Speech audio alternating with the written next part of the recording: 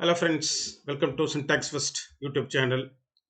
So இதுக்கு முன்னாடி நம்ம நிறையா HTML ஃபைல் ஆரம்பித்து ப்ரோக்ராமிங், UA, ஜாவாஸ்கிரிப்ட் இந்த மாதிரி எல்லா வீடியோவும் போட்டிருக்கேன். நீங்கள் பார்த்துருப்பீங்க.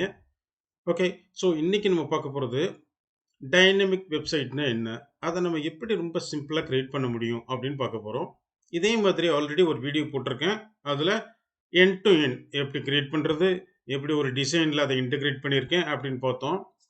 இது just to make one idea, இப்படி தான் டைனமிக் வெப்சைட் கிரியேட் பண்ணுறதுக்கு ஆரம்பிக்கணும் அப்படின்னு ஒரு சிம்பிளிஃபைடாக இந்த வெர்ஷனில் போட்டிருக்கேன். ஓகே, கண்டிப்பாக சப்ஸ்கிரைப் பண்ணியிருப்பீங்க என்னுடைய சேனலில்.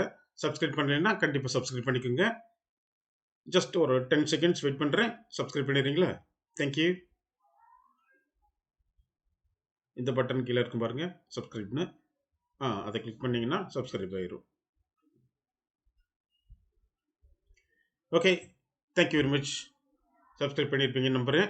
ஓகே, இப்போ நம்ம ஸ்டார்ட் பண்ணலாம். இன்றைக்கி உலகத்தில் எவ்வளவோ வெப்சைட்ஸ் இருக்குது.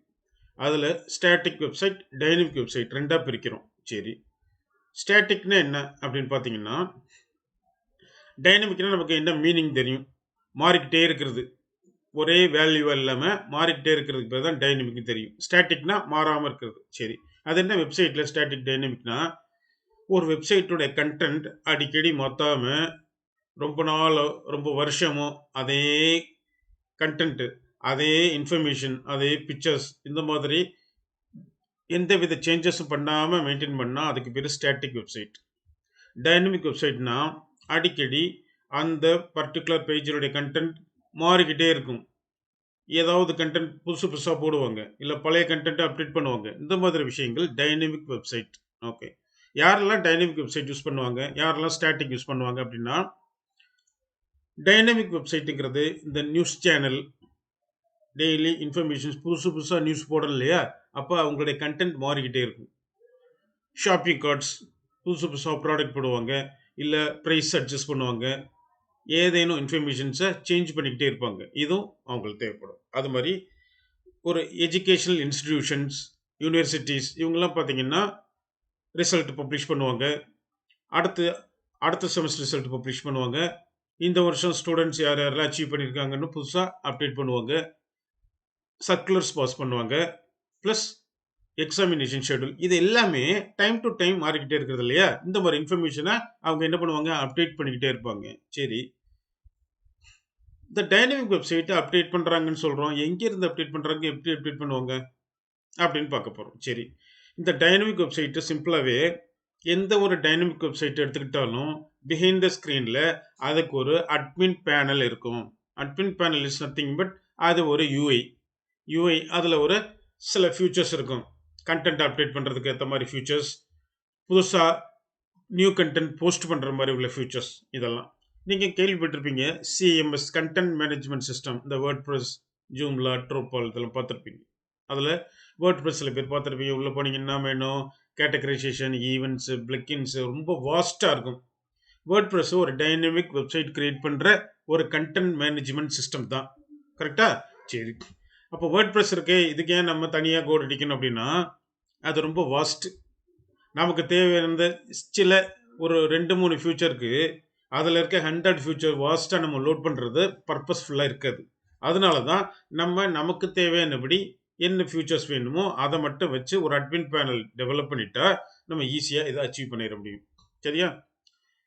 பொதுவாக ஒரு வெப்சைட்டில் எடுத்துக்கிட்டிங்கன்னா எப்படி இருக்கும், மெனு, சப்மெனு. எந்த வெப்சைட் எடுத்துக்கோங்க, என்ன இருக்கும், ஒரு menu, home, know more about us, அது கீழே ஒரு சப்மெனு கொடுத்துருப்பாங்க, ஹூ வி ஆர் அப்படின்னு. அது மாதிரி சொல்யூஷன்ஸ் போட்டிங்கன்னா ஆண்ட்ராய்டு வெப் அப்ளிகேஷன் டெவலப்மெண்ட், இந்த மாதிரி அவங்க ப்ரொவைட் பண்ணுற சொல்யூஷன்ஸ் பற்றி சொல்லியிருப்பாங்க. இதில் என்னென்னா மெனு, சப்மெனு, கேட்டகரைசேஷன், ஒவ்வொரு மெனுக்குள்ளேயும் சப்மெனு, அது உள்ள ஒவ்வொன்றுக்கும் கண்டென்ட். ஓகேவா? இப்போ அபோட்டஸ், இதுதான் சொல்யூஷன். இது என்ன சொல்யூஷன், ஆண்ட்ராய்டு டெவலப்மெண்ட் அப்படின்னா அதை பற்றி சில கண்டென்ட். அது மாதிரி நாளைக்கு ஃபியூச்சரில் பைத்தான் டெவலப்மெண்ட்டும் வைப்பாங்க. அப்போ என்ன பண்ணுவாங்க, புதுசாக ஒரு சப்மெனு ஆட் பண்ணி கண்டென்ட் போடுவாங்க. இந்த புதுசாக ஆட் பண்ணுற சப்மெனு டெவலப்பருடைய நாலேஜே இல்லாமல் யாராவது ஒருத்தர், எனிபடி, டெக்னிக்கல் நாலேஜே தேவையில்லை, அவங்களே என்ன பண்ணலாம், இந்த மெனுவை கிரியேட் பண்ணி அதில் உள்ள தேவையான கண்டென்ட்டை போஸ்ட் பண்ணலாம். இப்படி ஒரு ஃபியூச்சரை நம்ம டிசைன் பண்ணி ஆல்ரெடி கொடுத்துருவோம் டைனமிக் வெப்சைட்டாக. அப்போது மேனேஜ் பண்ணுறதெல்லாம் டெக்னிக்கல் பீப்புள் தான் மேனேஜ் பண்ண வேண்டிய அவசியம் இல்லை. நான் டெக்னிக்கல் பீப்புள் அதை மேனேஜ் பண்ணி என்ன பண்ணலாம், கண்டென்ட் போடலாம். சரியா?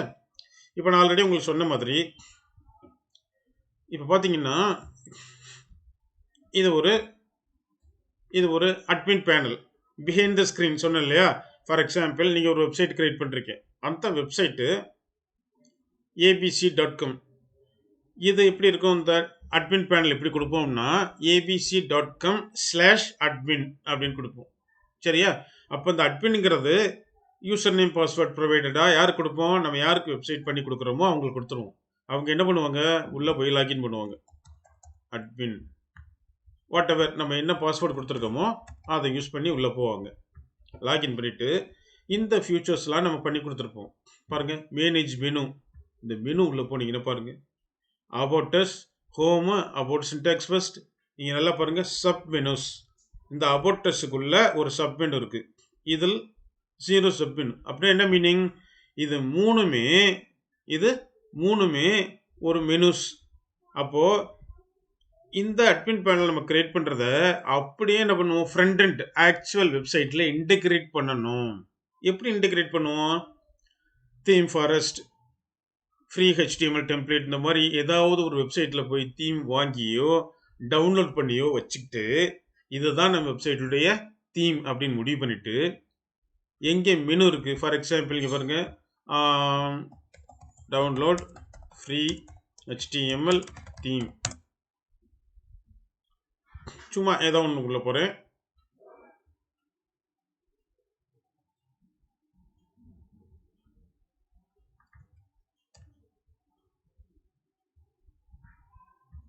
ஏதாவது ஒரு மெனு எடுத்துக்குவோம். இப்போ இந்த மெனு எடுத்துக்கலாமா, சும்மா ஒரு எக்ஸாம்பிளுக்கு தான், லைவ் டெமோ. பாருங்கள், ஹோம், அபவுட், சர்வீசஸ், ஒய். இந்த ஹோம், அபவுட் இது எல்லாமே டைனமிக்காக வரப்போகுது. சரியா? எப்படி டைனமிக்காக வரும், இங்கே இந்த கோடு நீங்கள் வாங்கிட்டீங்கன்னு வச்சுக்கோங்க, உங்களுக்கு HTML கோடாக கொடுத்துருவாங்க. சரியா? அப்போ என்ன பண்ணும், இந்த ஹோம் இன்ஸ்பெக்ட் பண்ணுங்கள், இந்த ஹோம், அபவுட்டஸ், சர்வீசஸ் இது எல்லாமே எல்லையே இருக்கா. அப்போ என்ன பண்ணணும், இங்கே நம்ம எழுதி வச்சிருக்க டைனமிக் வெப்சைட்டினுடைய கோடை, இதெல்லாம் டைனமிக் வெப்சைட், இந்த ஹோம், அபவுட், சர்வீசஸ் இது எல்லாமே இங்கே கிரியேட் பண்ண போகிறோம். சரியா? அப்போது இந்த பேக்கெண்ட் நம்ம டெவலப் பண்ணிட்டோம்னாலே ஒரு மெனு, சப் மெனு, அதில் உள்ள கண்டென்ட் இதிலே போடலாம். ஃபார் எக்ஸாம்பிளுக்கு பாருங்கள், புதுசாக ஒரு மெனு கிரியேட் பண்ணுறேன். அந்த மெனுக்கு என்ன பேர் வைக்க போகிறேன், சர்வீசஸ்.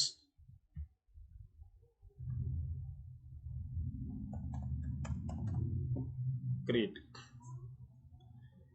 பண்ணிட்டேன்னா இப்போ இதில் சப்மெனு எதுவும் வேணுமா, சப்மெனு இங்கே இல்லை, இந்த தீமில் இல்லை. ஃபார் எக்ஸாம்பிள் நம்ம வேறு ஏதாவது தீம் போகிறோம்னு வச்சுக்கோங்க, கண்டிப்பாக அதில் இருக்க வாய்ப்பு இருக்குது. சில தீமில் சப்மெனுஸ் இருக்கும். சரி, இப்போ என்ன சொல்ல வரேன்னா, இந்த பர்டிகுலர் மெனுஸ் எல்லாமே நம்ம டைனமிக்காக கொண்டு வர போகிறோம், நம்ம ஸ்டாட்டிக்காக வச்சுக்க போகிறதில்ல. அப்போது இந்த அட்மின் பேனலில் நமக்கு தேவையான மெனுவை நம்மளே கிரியேட் பண்ணுவோம். சரி, மெனு கிரியேட் பண்ணிட்டேன், கண்டென்ட் எப்படி போடுறது, போடலாம். இப்போ பாருங்கள், இந்த சர்வீசஸ் அப்படிங்கிறதுக்கு என்ன பண்ணுறேன், வியூ பண்ணுறேன். இதில் எதுவும் சப்மெனு இல்லை. ஓகேவா? சரி, அடுத்து இந்த சர்வீசஸ்க்கு பதிலாக இந்த அபவுட்டஸ் இருக்குது பார்த்தீங்களா, இந்த சர்வீசஸ்க்குள்ளே அதே மாதிரி ஒரு சப்மெனு ஆட் பண்ண போகிறேன். அந்த சப்மெனுவில் தான் கண்டென்ட் வரப்போகுது, அவர் சர்வீசஸ். இங்கே பாருங்க, எடிட்டர் கொடுத்துருக்கேன்னா இதெல்லாம் நம்ம தேவையானபடி வேர்டு மாதிரி எங்கெங்கெல்லாம் இங்கே கொடுக்குற கண்டென்ட் தான். அவர் சர்வீசஸை கிளிக் பண்ணால் அதுக்கு கீழே அவர் சர்வீசஸ்ன்னு ஒரு ட்ராப் டவுன் காமிக்கும். அதை கிளிக் பண்ணால் இங்கே வரப்போகிற கண்டென்ட்டை இங்கே கொடுக்க போகிறோம். அவ்வளோதான். இதெல்லாம் நம்ம இன்டெகிரேட் பண்ணணும். எப்படி இன்டெகிரேட் பண்ணணும், இதில் உள்ள மெனு பூரா டேட்டா பேஸ் கனெக்ஷன் எழுதி டைனமிக்காக இந்த எல்லைன்னு காமிக்குதா, ULLI, இதில் அப்படியே இந்த எல்லையை ஃபார் லூப்பில் போட்டால் எல்லா மெனு வந்துடும். சரியா?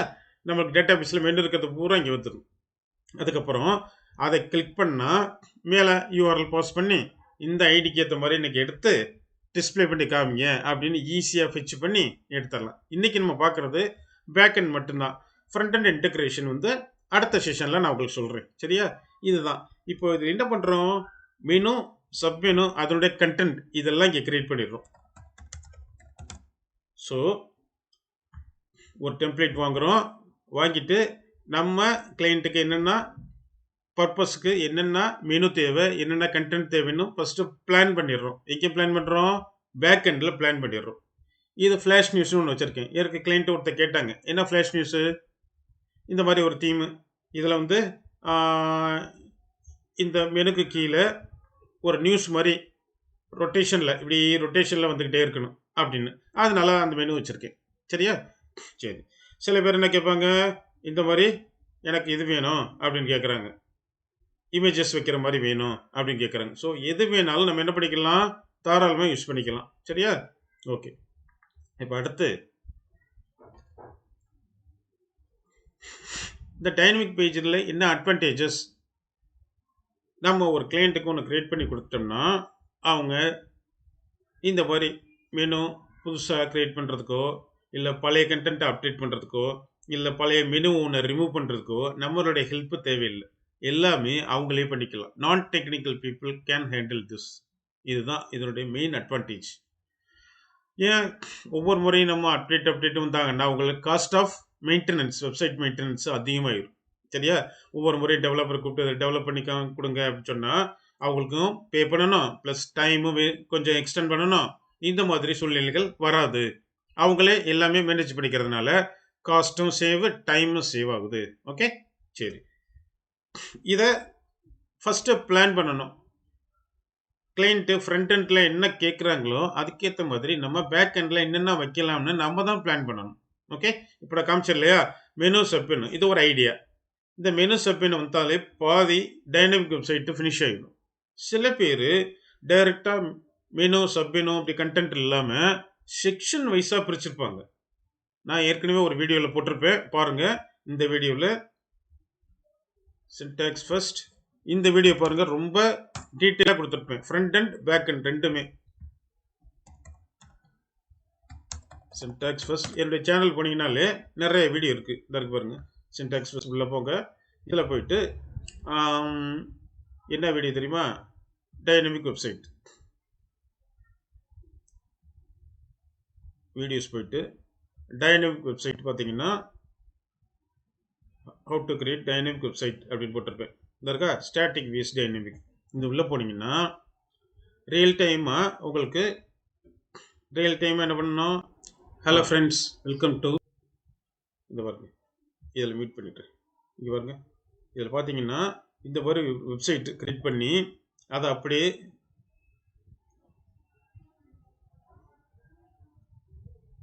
இந்த மாதிரி பேக் எண்டில் டெவலப் பண்ணி அப்படியே ஃப்ரண்ட் எண்டில் அதை ரெஃப்ளெக்ட் பண்ணுவேன். Front end is nothing but ஒரு வெப்சைட். இங்கே பாருங்கள், ஒரு வெப்சைட் இது. அந்த வெப்சைட்டில் இன்டெகிரேட் பண்ணியிருக்கேன் பாருங்கள், எப்படி பண்ணியிருக்கு பார்த்தீங்களா. இது ஃப்ரண்ட் எண்டு. அதில் உள்ளதை அப்படியே இன்டெகிரேட் பண்ணியிருக்கேன். சரியா?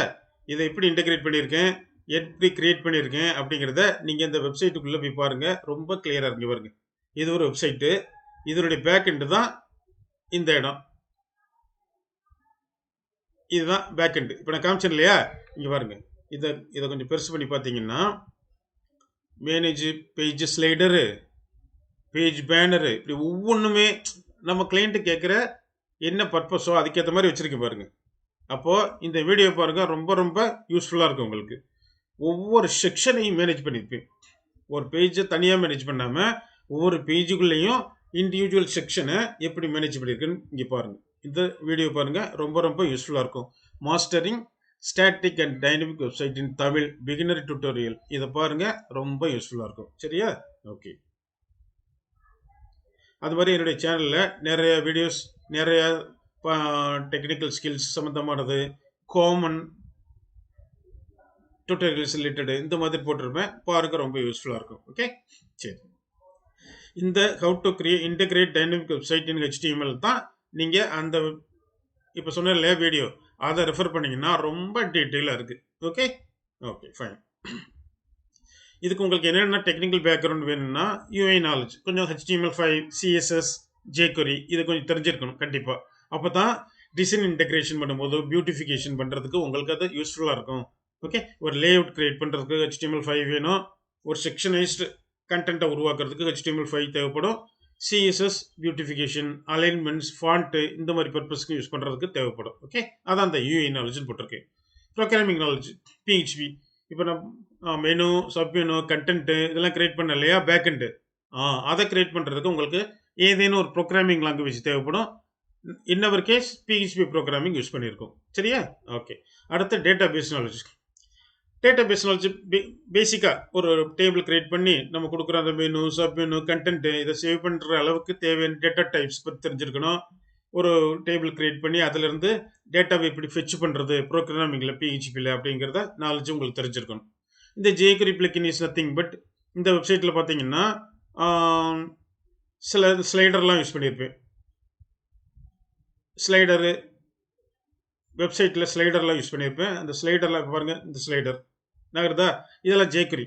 ஸோ இந்த jQuery நாலேஜெல்லாம் கொஞ்சம் கேதர் பண்ணிங்கன்னா இந்த ஸ்லைடர் ரிலேட்டடு இல்லை வேறு சம்திங் அனிமேஷன்ஸ் ரிலேட்டடு இல்லை சம்திங் ஈவெண்ட் ஹேண்ட்லர் ரிலேட்டடு இந்த மாதிரி விஷயங்கள்லாம் jQuery தேவைப்படும். சரியா? ஓகே ஓகே அவ்வளோதான். இப்போ நீங்கள் ஆல்மோஸ்ட் டன். நீங்கள் பண்ண வேண்டியது என்னுடைய வீடியோ ரெஃபர் பண்ணுங்கள். அதில் ஸ்டெப் பை ஸ்டெப் கொடுத்துருக்கேன். அதை பார்த்து நீங்கள் எல்லாம் க்ரியேட் பண்ணுறதுக்கு ட்ரை பண்ணுங்கள். ஓகே, ஏதேனும் டவுட்னா எனக்கு கமெண்ட்டில் போஸ்ட் பண்ணுங்கள், நான் உங்களுக்கு ஹெல்ப் பண்ணுறேன். ஓகே, கண்டிப்பாக சப்ஸ்கிரைப் பண்ணியிருங்க, உங்கள் ஃப்ரெண்ட்ஸுக்கு ரெஃபர் பண்ணுங்கள். ஸோ நீங்கள் சப்ஸ்கிரைப் பண்ணுற ஒவ்வொன்றும் எனக்கு ஒரு மோட்டிவ், அடுத்த வீடியோ கொடுக்கறதுக்கு எனக்கு ஒரு சின்ன ஹாப்பினஸ், அவ்வளோதான். Okay, thanks for understanding. Okay friends, உங்களுக்கு எந்த டவுட்னாலும் எனக்கு syntaxfirst@gmail.com இமெயில் பண்ணுங்கள், இல்லை கமெண்ட்டில் போஸ்ட் பண்ணுங்கள். Thank you very much. Next session PHP related tutorials போடுறேன். Okay, thank you.